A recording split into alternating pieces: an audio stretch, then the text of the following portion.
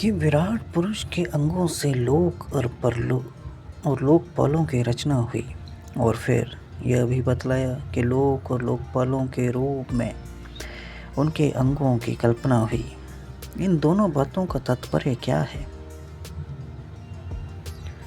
महाकल्प और उनके अंतर्गत अवान्तर कल्प कितने हैं? भूत, भविष्यता और वर्तमान काल का अनुमान किस प्रकार किया जाता है? क्या स्थूल देहाभिमानी जीवों की आयु भी बंधी हुई है? ब्राह्मण श्रेष्ठ, काल की सूक्ष्म गति, त्रुटि आदि और स्थूल गति, वर्ष आदि किस प्रकार से जानी जाती है? विविध कर्मों से जीवों की कितनी और कैसे गतियाँ होती हैं?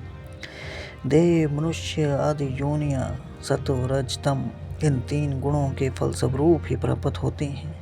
उनको चाहने वाले जीवों में कौन कौन किस किस योनि को प्राप्त करने के लिए किस किस प्रकार से कौन कौन कर्म स्वीकार करते हैं?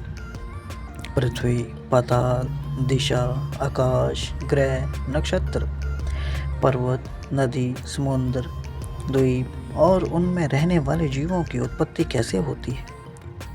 ब्रह्मांड का परिमाण भीतर और बाहर दोनों प्रकार से बतलाइए। साथ ही महापुरुषों के चरित्र, वर्णाश्रम के भेद और उनके धर्म का निरूपण कीजिए। योगों के भेद, उनके परिमाण और उनके अलग अलग धर्म तथा भगवान के विभिन्न अवतारों के परम आश्चर्यमय चरित्र भी बतलाइए। मनुष्यों के साधारण और विशेष धर्म कौन कौन से हैं? विभिन्न व्यवसाय वाले लोगों के, राज ऋषियों के और विपत्ति में पड़े हुए लोगों के धर्म का उपदेश कीजिए। तत्वों की संख्या कितनी है? उनके स्वरूप और लक्षण क्या हैं? भगवान की आराधना की और अध्यात्म योग की विधि क्या है? योगेश्वरों को क्या क्या ऐश्वर्य प्राप्त होते हैं तथा अंत में उन्हें कौन सी गति मिलती है? योगियों का लिंग शरीर किस प्रकार भंग होता है? वेद, उपवेद, धर्मशास्त्र, इतिहास और पुराणों का स्वरूप एवं तात्पर्य क्या है? समस्त प्राणियों की उत्पत्ति, स्थिति और प्रलय कैसे होती है? बावली, कुआं खुदवाना आदि स्मार्त यज्ञ आदि वैदिक एवं काम्य कर्मों की तथा अर्थ, धर्म, काम के साधनों की विधि क्या है? प्रलय के समय जो जीव प्रकृति में लीन रहते हैं उनकी उत्पत्ति कैसे होती है? पाखंड की उत्पत्ति कैसे होती है?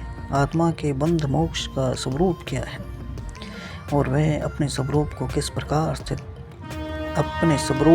प्रकार स्थित होता है? भगवान तो परम स्वतंत्र है, वे अपनी माया में किस प्रकार क्रीड़ा करते हैं और उसे छोड़कर साक्षी के समान उदासीन कैसे हो जाते हैं?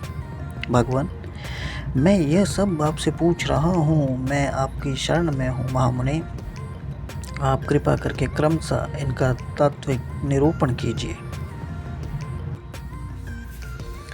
इस विषय में आप स्वयंभू ब्रह्मा के समान परम प्रमाण हैं। दूसरे लोग तो अपनी पूर्व परंपरा से सुनी सुनाई बातों का ही अनुष्ठान करते हैं। ब्राह्मण, आप मेरी भूख प्यास की चिंता ना करें। मेरे प्राण कुपित ब्राह्मण के शाप के अतिरिक्त और किसी कारण से निकल नहीं सकते, क्योंकि मैं आपके मुखारविंद से निकलने वाली भगवान की अमृतमय लीला कथा का पान कर रहा हूँ। सूत जी कहते हैं, शौनकादि ऋषियों, जब राजा परीक्षित ने संतों की सभा में भगवान की लीला कथा सुनाने के लिए इस प्रकार प्रार्थना की, तब श्री सुखदेव जी को बड़ी प्रसन्नता हुई।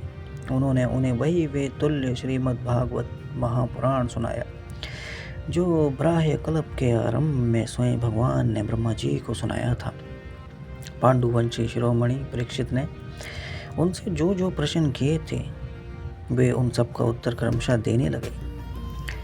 इति श्रीमद्भागवते महापुराणे पारमहंस्या संहिताया द्वितीय स्कंधे प्रश्न विधिर्नामाष्टमो अध्याय। ओम नमो भगवते वासुदेवाय। नवमा अध्याय कल।